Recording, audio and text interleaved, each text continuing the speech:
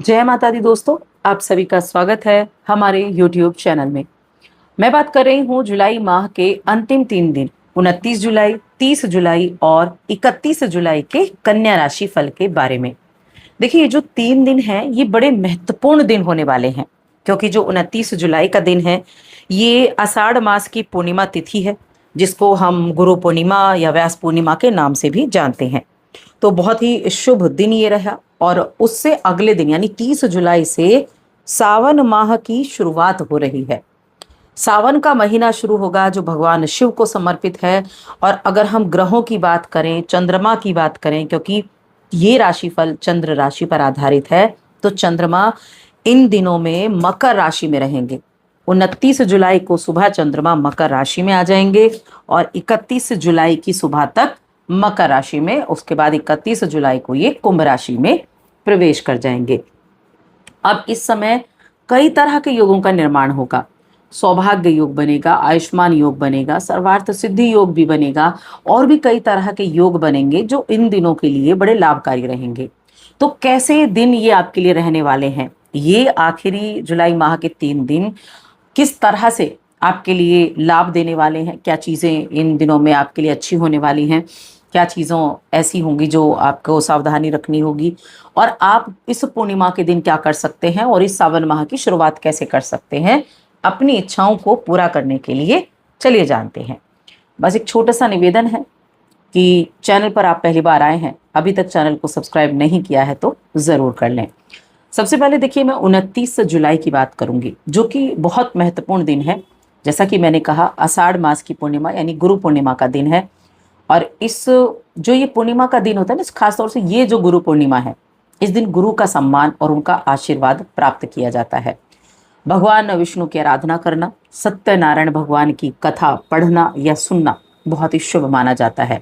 और साथ ही किसी ज़रूरतमंद की मदद करना, अन्न से, वस्त्र से, फल से, दक्षिणा से, जैसे आपकी इच्छा, ये ऐसा करने से आपको पुण्य फल की प्राप्ति होती है। अब हम राशिफल के बारे में जान लेते हैं। तो सबसे पहले मैं हेल्थ की बात करूंगी। तो देखिए, हेल्थ के मामले में अगर मैं कहूँ तो ये दिन आपके लिए अच्छे हैं। हेल्थ संबंधी ऐसे कोई छोटे मोटे कोल्ड वगैरह की, में जुकाम वगैरह हो गया, मौसमी बीमारियां जिनको बोलते हैं, तो ये थोड़ा बहुत रह सकती हैं, वरना आपकी हेल्थ अच्छी है। कुछ हेल्थ इशू चल भी रहे थे तो उसमें भी आपको सुधार होता हुआ दिखाई देगा। कुछ चीज़ें ऐसी होती हैं कि आप अपने जीवन में कुछ चीज़ों को लेकर बेवजह चिंतित महसूस करने लगते हैं खुद को। अब देखिए, मकर राशि में चंद्रमा है तो मन में थोड़ा ऐसा रहेगा कि जैसे किसी तरह की चिंता आपके अंदर है। लेकिन जब आप ऐसी चिंताओं से दूर हटकर सोचेंगे, अपने काम के बारे में सोचेंगे, तब आप उस बेवजह की चिंता से बाहर निकल पाएंगे और जो समय है वो बहुत जल्दी बीत जाएगा। आपका जो एक स्वभाव है ना, उस स्वभाव को आपको जागृत करना है।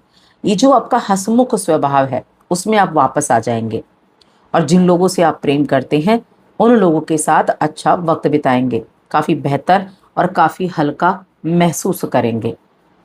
इस समय अवधि में आप अपनी मेहनत के अनुरूप रिजल्ट प्राप्त कर सकते हैं।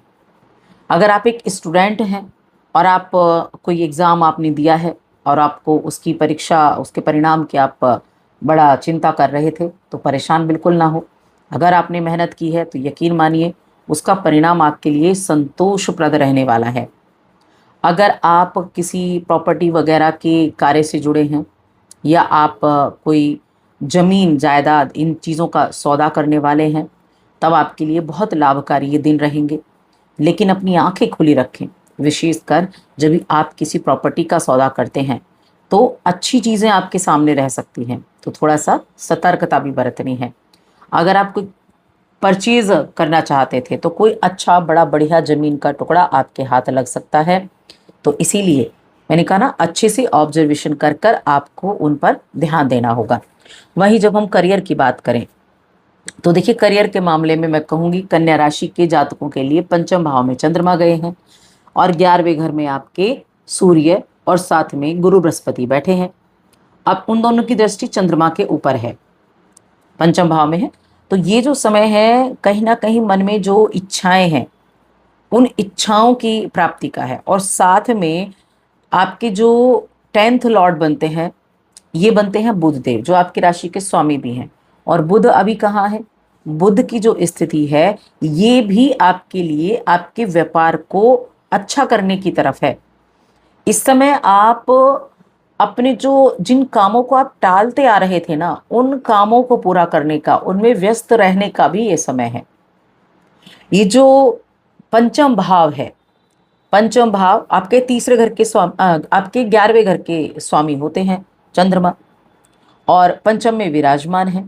तो एक तो सामाजिक रूप से बहुत ज़्यादा सक्रिय रहना, नए लोगों से मेल मुलाकात होना, नए मित्र बनाना, और साथ में जिन चीज़ों को लेकर आप कोशिश कर रहे हैं, जो मन में कार्य क्षेत्र के लिए कह लीजिए या किसी भी तरह के काम को आप कर रहे हैं और आप उसके लिए प्रयास भी कर रहे हैं, तो उनमें आगे बढ़ने का भी ये समय आपके लिए रहने वाला है। और हो भी क्यों ना, अभी जो समय चल रहा है, एक तो हम देखिए जो पूर्णिमा और अमावस के दिन होते हैं, ये क्या होते हैं? ये सिद्ध दिन कहे गए हैं। और सिद्ध दिन क्यों है? क्योंकि इन दिनों में जो आप कार्य करते हैं, जो दान पुण्य का काम करते हैं, पूजा पाठ का काम करते हैं, उसका कई गुना आपको वापस मिलता है। 30 जुलाई को सावन माह की शुरुआत हो रही है, भगवान शिव की आराधना करने का समय हो रहा है, भगवान भोलेनाथ को मनाने का समय है ये। तो आप भी अपने कुछ इच्छाओं को मन में रखकर संकल्प लेकर इस सावन माह की शुरुआत कर सकते हैं। कैसे करना है ये मैं आपको बताने वाली हूँ। देखिए, वैसे तो सब अपनी तरीके से विधि विधान से महादेव को प्रसन्न करते हैं। पूरा महीना बहुत महत्वपूर्ण होता है। जैसे हम सावन माह में सोमवार के दिन को बहुत इंपॉर्टेंस देते हैं, ये पूरा महीना उतना ही इम्पोर्टेंट है, उतना ही ज़्यादा शुभ है, उतना ही ज़्यादा भगवान शिव की कृपा प्राप्त करने का है। बहुत सारे लोगों को आपने देखा होगा कि इस पूरे सावन के महीने में व्रत करते हैं। मैं ये नहीं कह रही हूँ कि आपको व्रत करना है, आप व्रत ना करें, लेकिन एक संकल्प लें कि 30 तारीख से लेकर पूरे महीने तक, 28 अगस्त को अंतिम दिन है क्योंकि 28 अगस्त को पूर्णिमा है, तो इस 30 जुलाई से 28 अगस्त तक क्या करना है आपको? भगवान शिव की पूजा, शिवलिंग का अभिषेक करना है उनकी प्रिय वस्तुओं से। जैसे जो इसके पत्ते होते हैं, ये बेलपत्र के पत्ते हो गए, इनसे अभिषेक करना है, और बेलपत्र के पत्ते भी चढ़ाने हैं। धतूरा हो गया, सफ़ेद चंदन हो गया, और महामृत्युंजय मंत्र का जाप करना है। लेकिन ये आपको रेगुलर करना है। आप मन में कोई इच्छा लेकर भी कर सकते हैं, बिना इच्छा के भी कर सकते हैं, क्योंकि भगवान शिव को भोलेनाथ ऐसे ही नहीं कहा गया। जब आप पूरी श्रद्धा के साथ पूरा महीना इस कार्य को करते हैं तो भगवान शिव का आशीर्वाद मिलता है, आपकी इच्छाएं पूरी होती हैं। तो इस कार्य को जरूर करके देखें। अगर मैं रिश्तों की बात करूं तो रिश्तों के मामले में ये जो तीनों दिन है ना, ये मिले जुले रहने वाले हैं। तो थोड़ा सा आपको ध्यान देना है, वैवाहिक जीवन में थोड़ा सा ध्यान देना है, प्रेम जीवन में आप किसी तरह की नेगेटिविटी से दूर जरूर रहें। वो मन में अगर कुछ किसी तरह का कोई गुस्सा वगैरह आता है तो उसको आप दूर करने का प्रयास करें, थोड़ा मेडिटेशन भी करें, क्योंकि अगर आप अपने व्यवहार को ठीक नहीं करेंगे तो ये जो नेगेटिविटी है ना, ये आपकी फैमिली के, आपके जीवन साथी के ऊपर पड़ेगी, और वहाँ फिर आपका जो वैवाहिक जीवन में उसमें नोकझोंक की स्थिति बनेगी। तो ये आपको ध्यान रखना है। और देखिए, जो मैंने कहा कि सावन के महीने में आप जब शिव जी की आराधना करेंगे, माँ पार्वती की आराधना करेंगे, तो आपका जो रिश्ता है वो भी मजबूत रहेगा। तो बस आज की इस वीडियो में इतना ही। वीडियो कैसी लगी हमें कमेंट करके ज़रूर बताएं।